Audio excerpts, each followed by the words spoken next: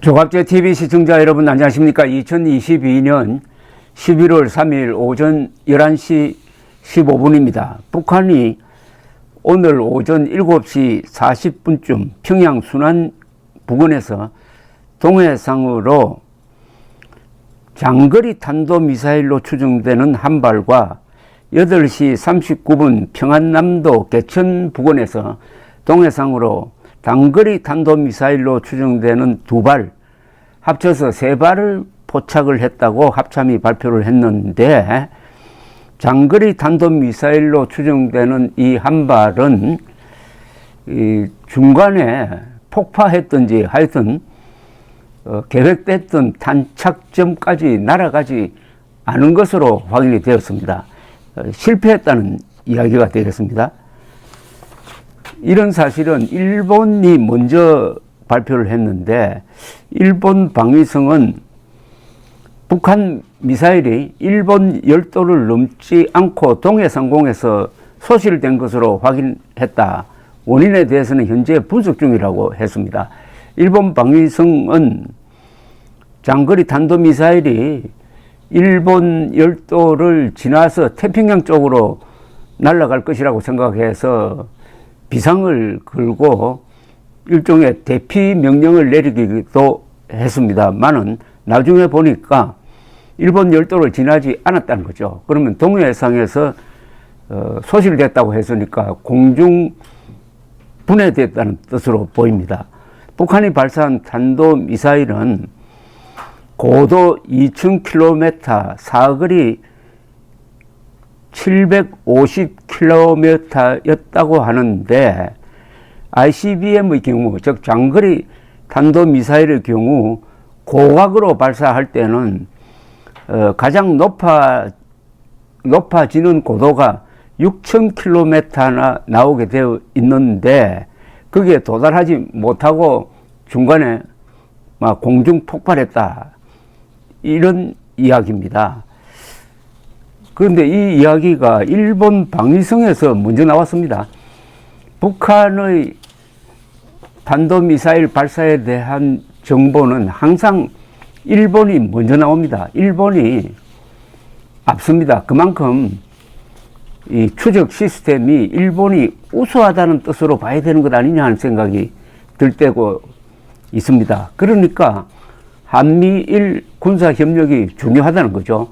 특히 북한의 핵과 미사일에 대응해서는 제일 중요한 게 발사 징후를 사전에 탐지하고, 그 다음에 발사했을 때는 발사 직후부터 그 궤도를 추적하는 것인데, 이것은 일본, 한국, 미국이 정보를 서로 교류하고 정보를 공유해야 가능한 겁니다.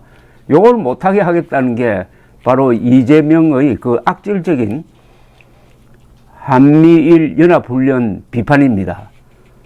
그게 친일 국방이라고 했습니다. 친일 국방.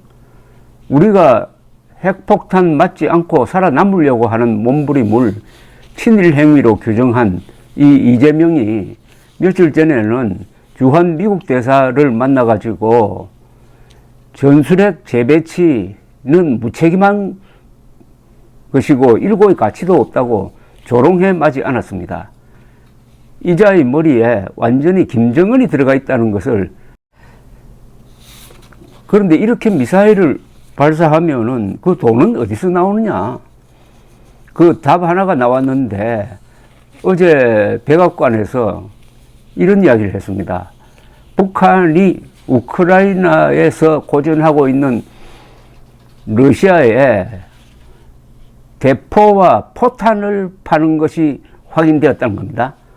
여기서 아마 상당히 돈을 벌 겁니다. 러시아는 지금 경제 제재는 받고 있지만은 석유 가스를 팔아가지고 이 외화가 많아요. 아마 미사일 소련각 정도는 거기서 나오지 않을까 하는 생각이 듭니다.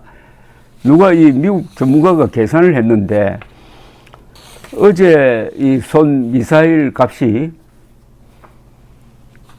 약 7천만 달러나 된답니다. 7천만 달러.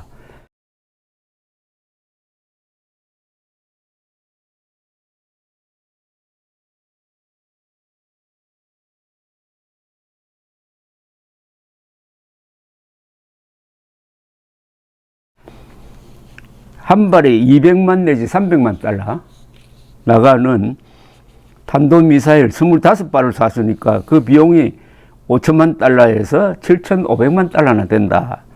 이것은 미국 랜드 연구소의 북한 전문가인 브루스 베넷 선임 연구원이 계산한 것인데 자유아시아 방송이 보도를 했습니다. 근데 이 돈은 7,500만 달러라는 돈은 어떤 돈이냐 하면은 북한이 한 달간 필요한 물품을 수입하는 데 필요한 액수와 비슷하답니다.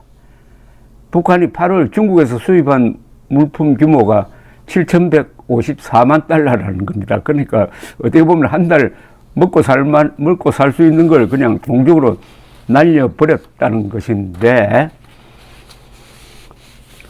왜 이렇게 할까요? 유명한 이야기가 있습니다. 송복 교수가 하신 말씀인데 조선조가 어떻게 500년 이상 존속이 되었느냐.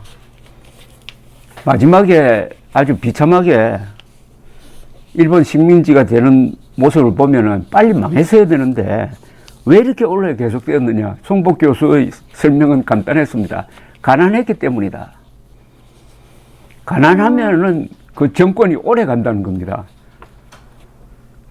사람이 배가 좀 부르면은 그 뒤에는 자유를 갈구하게 됩니다. 자유를. 그러니까 빵이 먼저고 자유가 뒤에 온다는 얘기죠. 아마 저는 이런 설에 동의하는데 북한, 즉 북조선이라고 불리는 그 조선의 퇴행성을 그냥 이어받은 북한 자칭 조선민주주의 인민공화국이 이렇게 오래 계속되는 것은, 저렇게 나쁜 짓을 하고도 오래 계속되는 것은 주민들을 굶겨서 통치하기 때문입니다. 사람이 굶으면은 다른 생각 못 합니다. 지금은 그렇지 않지만 옛날에 훈련소에서 배고플 때 다른 생각 안 드는 것하고 마찬가지입니다. 배가 고프면요, 다른 불평을 할 시간이 없습니다. 우선 배가 고픈데 먹고 사는 거, 생존에 집중하게 되는 것인데, 김정은은 고의로 북한 주민들을 배고프게 만들어 놓고 있다고 봐야 됩니다. 그 대신 정권에 충성하는 분자들은 한국의 재벌 2세들보다 훨씬 더 배부르게 먹고 호화방탕한 생활을 하고 있는 거죠. 그게 소위 계급 해방을 했다는 북한의 꼴입니다. 그런데 더 우스운 것은 그런 김일성, 김정일, 김정은에게 영혼을 판 자들이 민주투사로 위장을 해가지고 대한민국을 통치하기도 하고, 요사이는 정권을 놓친 다음에는 계속 윤석열 정부를 괴롭히고 있다는 사실입니다. 한국의 상황은 이거 어디 정신병동적 상황이 있습니다.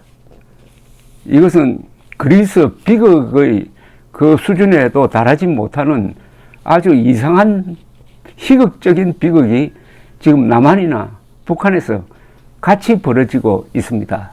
어제 오늘 김정은의 미사일 발사라는 발작적 행동, 이 바로 어떻게 보면은 한민족의 어두운 자화상이 아니냐 하는 생각이 듭니다. 그럼에도 불구하고 저런 북한 노동당 정권의 도전을 꺾고 견디면서 이렇게 근사한 나라를 만들었는데, 문제는 핵미사일 날라올 가능성이 세계에서 가장 높은 대한민국에서 핵 민방위 훈련을 아직도 하지 않고 있으면서 이태원에서 압사 사고를 왜 예견하지 못하고 왜 막지 못했느냐고 열을 올리고 있다는 사실입니다. 이게 비극적 희극입니다. 감사합니다.